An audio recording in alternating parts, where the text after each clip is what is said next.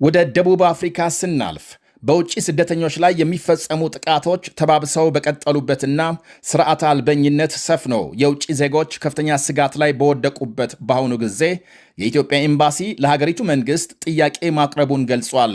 ባለፉት ጥቂት ቀናት በኢትዮጵያውያን ላይ የተፈጸመውን ግድያ በተመለከተ መንግስት አስቸኳይ እርምጃ እንዲወስድ ኤምባሲው ባወጣው በዚሁ መግለጫም በኢትዮጵያውያን ላይ በግፈኞች እየተፈጸመ ባለው ግድያና በደል ጥልቅ ሐዘን እንደተሰማው ገልጿል። ምን ያህል ኢትዮጵያውያን እንደተገደሉ በትክክል ባልገለጸበት በዚህ መግለጫም የደቡብ አፍሪካ መንግስት ግድያውን እየፈጸሙ ባሉ ወገኖች ላይ አስቸኳይ እርምጃ እንዲወስድ ጠይቋል።